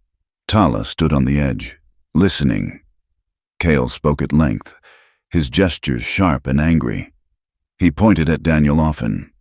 Daniel watched the proceedings with a fatalistic calm. He had known this might happen. He was a man who had walked into the tiger's den. Suddenly, a scout ran into the camp. He was breathless, his chest heaving. He spoke rapidly to Cale. The mood in the circle shifted instantly from judgment to alarm. Cale stood up, his face grim. He walked over to Daniel and cut the bonds on his wrists with a single slash of his knife. "Your friends are coming," Cale growled. Daniel rubbed his wrists, the blood rushing back into his hands. "Who?" "A big party," the scout said, switching to English so Daniel could understand the threat. "Soldiers, and men in dusters, many guns. They have a tracker, a white man with one eye." Daniel went cold. "Daly," he whispered. "He used to scout with me. He knows these mountains as well as I do." "They are close?" Daniel asked. "Half a day," the scout said. "They found the horse sign." Cale looked at Daniel with renewed fury. "You brought them," he accused. "You led them here?" "I did not know they had Daly," Daniel said, standing up. "But they are coming. You have to move. Get the women and children out. We are tired of running," a young warrior shouted. "This is good ground. We fight. If you fight here, you die," Daniel said bluntly. "Daly will flank you. He will send shooters to the high rim and pin you down while the soldiers rush the center. I know. I taught him." The admission hung in the air like poison. Cale's hand went to the knife at his belt. You taught him how to kill us." "Yes," Daniel said, meeting the leader's gaze. "And now I can tell you how to stop him." "Why should we trust you?" Kale sneered. "You are one of them." Tala stepped into the circle. She moved with a fury that silenced the murmurs. She stood in front of Daniel, her small body shielding his broad one. "Because I trust him," she shouted. She looked at her people, her aunt, her cousin Nantan, the elders. "You look at him and see a scout. I look at him and see the man who washed my wounds. I see the man who stood alone against 5 gunmen to keep them from taking me. He is not one of them. Not anymore." She turned to Kale. "He is my heart," she said, using the Apache word that meant life breath. "I love him. If you kill him, you kill me. If you drive him away, I go with him." The confession stunned the camp. For an Apache woman to openly declare love for a white intruder was a madness. The women whispered behind their hands. The men looked away, embarrassed and angry. Kale looked at Tala with a mixture of disappointment and grudging respect. He saw the steel in her spine. "He stays," Kale said finally, his voice hard. "For now, he helps us prepare. But if he makes one wrong move, if he signals them, I will cut his throat myself." Daniel nodded. "Fair enough." The next few hours were a blur of frantic activity. Daniel worked alongside Nantan and the other warriors. He showed them where the army would place their sharpshooters. He showed them how to create overlapping fields of fire that would trap the soldiers in the bottleneck of the pass. "They will come at dawn," Daniel told them. "The sun will be in your eyes. We need to force them to the west wall." He felt the eyes of the warriors on him, watching for betrayal. But he worked with a grim determination. This was his penance. He was using the skills of the scout to save the very people he had once helped hunt. It was a strange, bloody kind of redemption. Dawn came with a sky the color of a bruised plum. The wind picked up, howling through the canyons, drying the brush until it crackled. Daniel lay behind a fallen log on the ridge, his rifle resting on the bark. Tala lay beside him, holding an old carbine Nantan had given her. Her shoulder was pressed against his. "They are coming," Daniel whispered. He heard the click of a horseshoe on stone, then the jingle of a bit chain. The posse rode into view. There were 30 of them. Half were soldiers in dusty blue uniforms, led by a man Daniel recognized instantly. Captain Thorne, a man who believed the only good Indian was a dead one. Beside him rode the ranchers. Dugan, his arm in a sling, and others from town. And in the lead, riding a mule, was One-Eyed Daly, reading the ground like a newspaper. They entered the killing box Daniel had designed. "Wait," Daniel murmured. "Wait until they hit the white rock." Daly stopped. He looked up at the ridge. He sniffed the air. "Something is wrong." He shouted, "Fire!" Kale screamed from the rocks above. The canyon erupted. Arrows and bullets rained down on the posse. Horses screamed and reared. Men fell from their saddles. But these were hard men, used to war. They did not break. They scrambled for cover behind the boulders in the creek bed and began to return fire. The sound of the battle was deafening, magnified by the canyon walls. "Keep your head down," Daniel shouted to Tala as a bullet splintered the log near her face. He sighted on a soldier trying to flank their position and fired. The man dropped. Daniel worked the lever, finding a rhythm. He was not shooting at faceless enemies. He was shooting at men he might have shared whiskey with in town. He shut off that part of his mind. He was protecting Tala. That was the only law left. "The grass!" Tala screamed. Daniel looked down. A spark from a muzzle flash, or perhaps a carelessly thrown match from the soldiers seeking cover, had caught the dry cheat grass. The wind seized the flame and pulled it upward. In seconds, the valley floor was a sheet of orange. The fire roared like a living thing, racing up the slope toward the Apache positions. "It is moving too fast," Daniel yelled. "We have to move back." The battle turned into chaos. The smoke was thick, blinding both sides. The posse was firing blindly into the haze. The Apaches were retreating, coughing and choking, trying to get the women and children to the higher caves. Daniel and Tala grabbed blankets and ran to the edge of the camp. "Backburn!" Daniel shouted to Nantan. "Start a fire here. Burn it down to meet the main fire. It is the only way to stop it." They lit the brush at their feet. The new fire caught, eating the fuel before the main wall of flame could reach it. It was a desperate gamble. Through the smoke, a figure emerged. It was Captain Thorne, his face blackened, leading a charge of 5 soldiers up the slope. They had broken through the confusion. Thorne saw Daniel. He stopped, his saber in one hand, a pistol in the other. He recognized the man standing amidst the Apaches. "Hayes!" Thorne roared, his voice cracking. "I knew it! You traitorous dog! Fighting with savages against your own flag! I fight for my own soul!" "Thorne!" Daniel shouted back.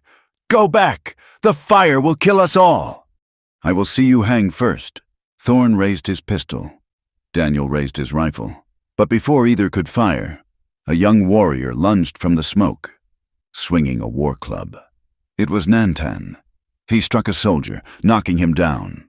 But Thorne turned with practiced speed and fired point blank. Nantan crumpled, shot through the chest. "No!" Tala screamed. She dropped her gun and ran to her cousin. Thorne aimed his pistol at Tala. Daniel did not hesitate. He did not aim for the leg or the shoulder. He aimed for the center of the mass. He pulled the trigger. Thorne jerked, a look of surprise on his face. He dropped to his knees, then fell face forward into the ash.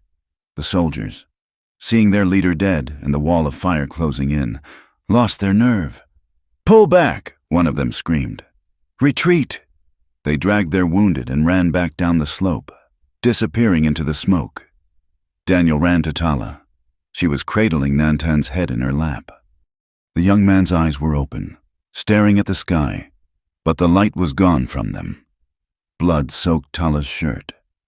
"He is gone," she whispered, rocking back and forth. "He is gone." The fire roared closer, but the backburn held. The 2 fires met and consumed each other, leaving a blackened, smoking scar that stopped just feet from the wickiups. Silence returned to the mountain, heavy and suffocating. The wind died down, as if exhausted by the violence. The survivors emerged from the caves. Cale walked through the camp, counting the dead. There were 3 warriors lost, including Nantan. The grief was a palpable thing, a low keening sound rising from the women. Daniel stood apart, his face smeared with soot and blood. He had been grazed by a bullet on his arm, but he did not feel it. He watched Tala weeping over her cousin. He felt a profound, crushing emptiness. He had saved the camp, but he had brought the war to their doorstep. He had killed men he knew. There was no going back to the white world. He was a marked man, a killer of soldiers. And here, he looked at the faces of the Apache warriors.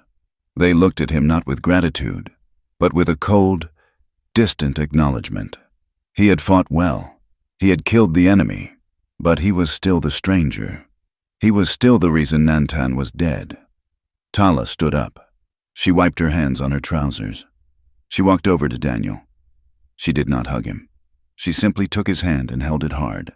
Her grip was desperate, the grip of someone who has nothing else left to hold on to. They stood together on the edge of the blackened cliff, watching the smoke drift away over the vast, indifferent desert. They were alive. But as the sun began to set, casting the world in blood-red light, they both realized the truth. The ranch was gone. The tribe was broken. The town was an enemy. They had survived the fire, but they had burned every bridge behind them. They were alone in the wilderness, with only each other and the ghosts to keep them warm. The smoke from the battle hung in the valley for 3 days, a gray shroud that refused to lift. It was the smell of the end of things.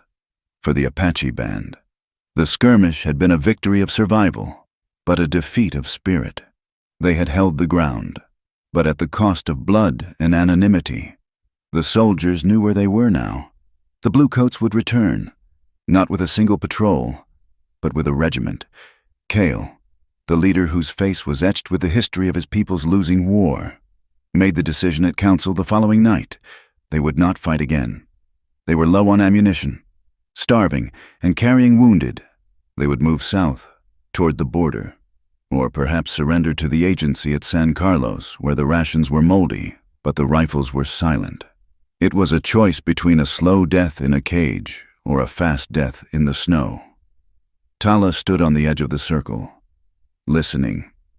Her arm was bandaged where a splinter of rock had sliced her during the fire. She felt a hollow ache in her chest that had nothing to do with the wound. It was the ache of a woman standing between two cliffs, the bridge behind her burning. When the council broke, Cale approached her. He looked at Daniel, who sat by a small fire cleaning his rifle. Then he looked at Tala. "We move at first light," Cale said. "We go to the reservation. It is over. Tala, the mountains are no longer ours." He paused, his dark eyes searching hers. "You are of the people. You can come. The white man, he cannot come. He will be arrested or hanged if he walks into the agency. But you have a place." Tala looked at her aunt, who was packing a meager bundle of dried roots. She looked at the fresh cairn of stones where Nantan lay buried. To go with them was to return to her blood, to share their fate, however bitter. To stay was to choose the unknown, to choose the enemy, to choose the man who had killed her cousin's killer.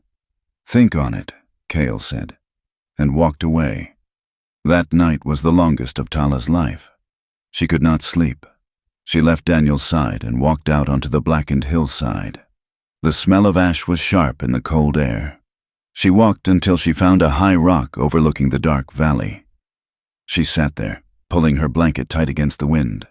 She let the tears come then. She wept for her mother and father, dead in the dawn raid years ago. She wept for Nantan. She wept for the girl she had been, the girl who had believed the mountains would always protect her. That girl was gone. Died in the ravine. Died in the ranch house kitchen when her hair was shorn. Died in the fire yesterday. She looked down at the camp. She saw the faint glow of Daniel's pipe. He was awake too. He was waiting. He would not ask her to stay. He was too proud and too filled with guilt to ask her to give up her people for him. He would let her go because he thought it was the right thing to do. But as she watched the ember of his pipe, she felt a pull in her gut that was stronger than grief. It was a terrified, stubborn hope. She remembered his hands washing her wound. She remembered him standing before the lynch mob. She remembered the way he held her in the night, as if she were the only anchor in a drifting world. Survival had brought her to him. Fear had kept her there. But what held her now? She looked at the stars, cold and indifferent. "I am not Apache anymore," she whispered to the wind. "I am not white. I am something new, something broken and put back together with iron." The dawn came gray and cold. The camp was already moving, striking the wickiups, dousing the fires. Tala walked back to the fire where Daniel sat. He looked up at her. His face was drawn, his eyes red-rimmed. He had saddled her horse. He had packed a saddlebag with half of their remaining food. "They are leaving," Daniel said, his voice raspy. "You should go with them. Tala, you will be safe at the agency. They will feed you." He stood up, holding out the reins of her horse. "Go on. Do not worry about me. I will make out." Tala looked at the reins. She looked at his hand, scarred and shaking slightly. She did not take the leather. "You want me to go?" she asked. Daniel flinched. "I want you to live.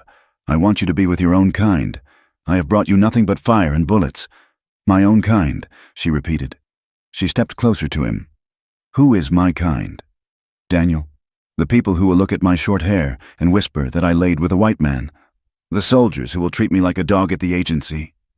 She reached out and took his hand, pressing it against her chest. "My people are the ones who bleed for me," she said fiercely. "My people are the ones who stand with me when the fire comes. That is you. You are my tribe now." "Tala," he groaned, "I am a wanted man. There is no peace for me." "Then we find peace in the war," she said. "I do not choose you because I have no place else to go. I choose you because I will not walk a road that does not have your footprints on it." Daniel stared at her, the resistance crumbling in his face.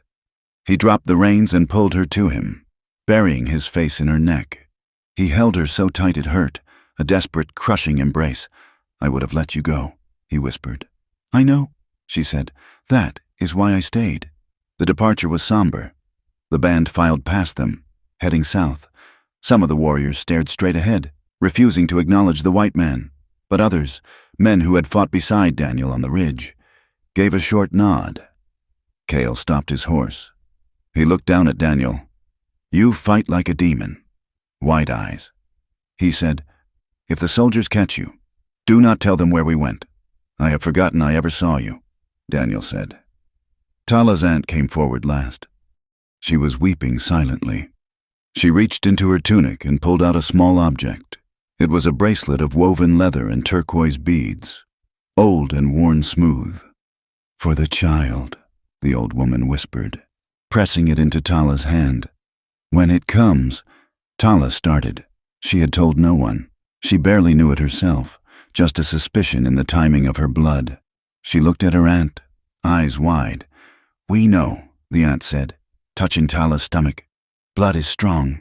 Do not forget us." She turned and followed the band into the tree line. Daniel and Tala watched them go until the last horse vanished into the gray mist. They were alone. The ride back to the ranch took a week. They moved cautiously, avoiding the main trails, watching for the dust of a posse. But the territory was vast, and the army was busy chasing the main Apache bands to the south. They moved like ghosts through the high country, descending finally into the valley that had been their home. The ranch was a wound in the landscape. The corral was broken, the rails smashed, the barn door hung by one hinge. The house had been ransacked, windows shattered, furniture overturned, the mattress slashed. The cattle were gone, driven off by rustlers or scattered by the noise of the raid. But the house stood. The windmill, miraculously, was turning, the blades flashing in the sun, pumping water into the overflow tank. Daniel sat on his horse, looking at the ruin of his life. "We have to start over," he said heavily. "From dirt." Tala rode up beside him. "We have the well," she said. "We have the walls. The rest is just wood." They set to work with a grim determination. It was not the frantic labor of the spring. It was the steady, plodding work of people who have nowhere else to be. Daniel rode into the timber and cut new logs. Tala swept the glass from the floors and scrubbed the soot from the walls. They slept on the floor in front of the fireplace, wrapped in blankets, his pistol under the pillow.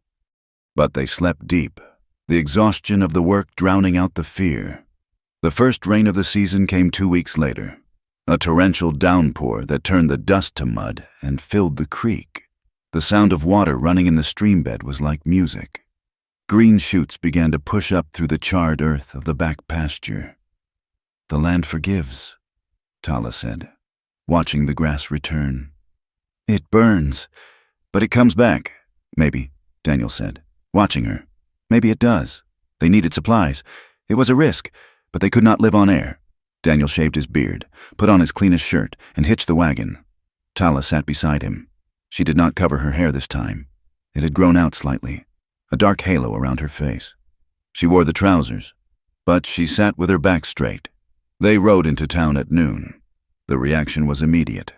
Conversation stopped on the boardwalk. Men stepped out of the saloons to watch.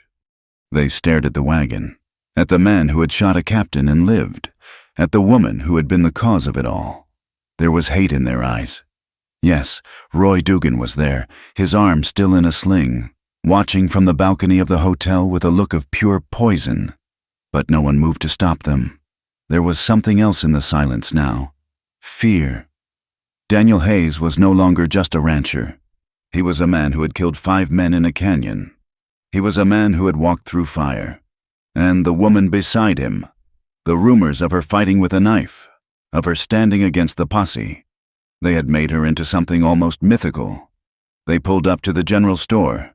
Silas, the shopkeeper, was behind the counter. He went pale when they walked in.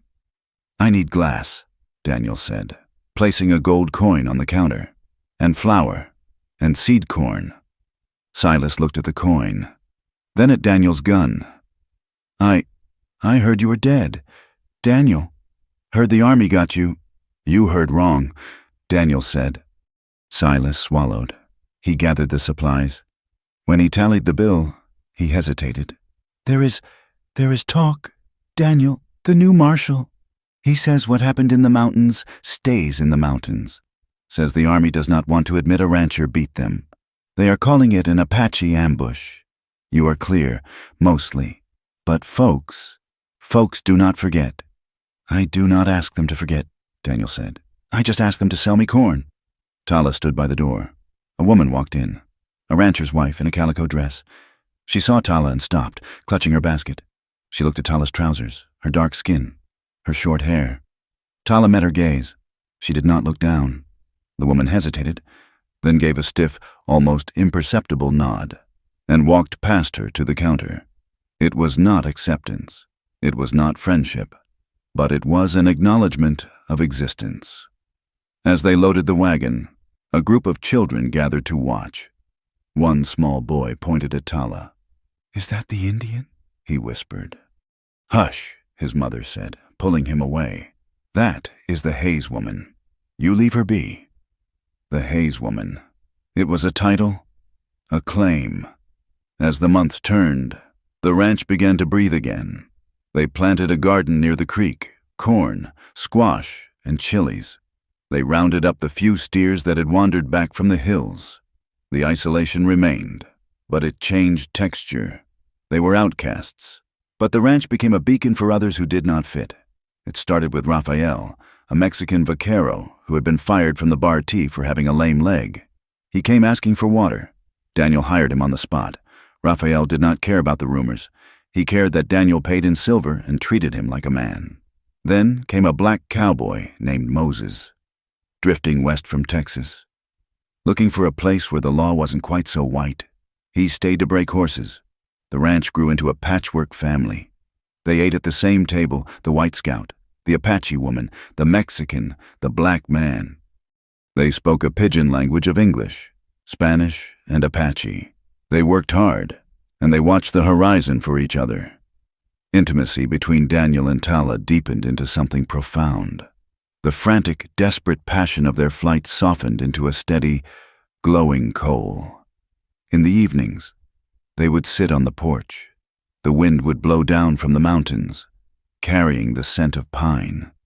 Tala would sit on the step, leaning back against Daniel's legs. He would comb his fingers through her growing hair. "I dreamed of the fire last night," Daniel said one evening, his voice low.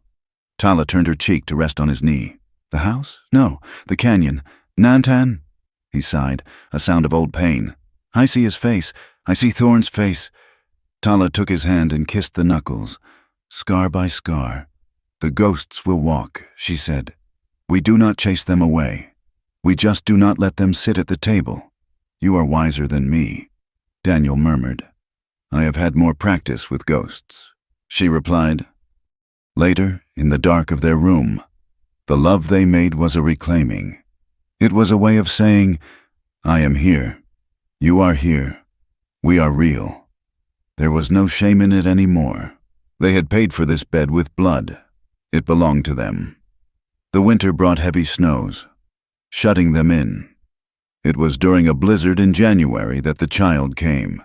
It was not an easy birth. Tala labored for 14 hours while the wind screamed outside. Daniel was terrified. He paced the kitchen, boiling water he didn't need, praying to a God he hadn't spoken to in years. When the cry finally came, thin and angry, Daniel rushed into the room. Tala was pale, sweat plastering her hair to her forehead, but she was smiling. In her arms was a boy. He had Daniel's chin and Tala's eyes, black as obsidian. Daniel knelt by the bed. He touched the infant's cheek with a finger that seemed too large, too rough. "He is small," Daniel whispered. "He is strong," Tala said. "Like the ironwood. What do we call him?" Daniel asked. Tala looked at the baby, then at the window where the snow battered the glass. "We call him Jacob," she said. "But in my tongue, we call him Gashte, the survivor. Jacob." Daniel tested the name, Jacob Hayes. The years moved faster then. The ranch prospered, not into wealth, but into stability. The herd grew. The garden flourished. Jacob grew into a toddler who ran barefoot through the dust, speaking English to his father and Apache to his mother. The world outside did not become kind. There were still sneers in town. There were still soldiers who watched Daniel with suspicion. The Apache Wars ground onto their tragic, inevitable conclusion with Geronimo's surrender. But on the ranch, they built a fortress of normalcy. The story closes on a day in late autumn, 5 years after they had fled into the mountains. Daniel and Tala rode up to the high ridge overlooking their land. It was the same ridge where he had first tracked the stolen cattle, the same ridge that looked down into the ravine where he had found her. They dismounted and stood looking at the view. The valley was golden with dry grass. The ranch house was a small, sturdy square of white against the earth. Smoke rose from the chimney. In the corral, they could see the small figure of Jacob trying to rope a fence post, with Raphael laughing and guiding his hands. The wind was blowing hard, tugging at Tala's hair, which was long again, braided down her back. She wore a calico dress now, but she wore moccasins on her feet and a knife at her belt. She was both things, and neither. Daniel put his arm around her waist. He felt the warmth of her, the solidity. He looked at her profile, the sharp nose, the dark skin, the lines around her eyes that came from squinting at the sun. She was beautiful, not like a flower, but like the mountains were beautiful, enduring. Tala turned to him. She saw the gray in his beard. She saw the peace that had finally settled in his eyes. She remembered the ravine, the terror, the words she had screamed to save her life. "Do you remember?" she asked softly. "What I told you, down there in the rocks?" Daniel nodded. "I remember. You said you would serve me." Tala turned to face him fully. She reached up and adjusted the collar of his coat. "I serve you still." "Daniel Hayes," she said, her voice steady and clear. "I cook your bread. I wash your clothes. I bear your children." She paused, her eyes fierce with love, "but not because I'm afraid of the knife, and not because I have nowhere to go." "I know," Daniel said. "I do it because I choose you," she said. "Every morning when the sun comes up, I choose you." Daniel took her hand and pressed it to his lips. "And I live for you," he said. "Not because I am guilty, not because I am trying to pay a debt, but because without you, I am just a ghost in an empty house." He looked out at the vast, unforgiving West. It was a land of graves and silence. It was a land that tried to kill them every day. But as he stood there, with the woman he loved and the child they had made below, he knew they had won the only victory that mattered. "Let us go home," Daniel said. "Yes," Tala answered. "Let us go home." They mounted their horses and rode down the slope, two silhouettes against the blinding sun, riding toward the smoke of their own fire, leaving the darkness behind them on the ridge. Thank you for listening to this story. I hope the journey of Daniel and Tala resonated with you. It is a story about the lines we draw and the courage it takes to cross them. I would love to know where you are listening from. Please leave a comment below and share your location. If you enjoyed this tale of the Wild West, please consider subscribing to From Wild West for more stories of the frontier. I invite you to share your thoughts on the ending and the characters in the comments in English. Did they find the justice they deserved? Until the next time, keep your eyes on the horizon.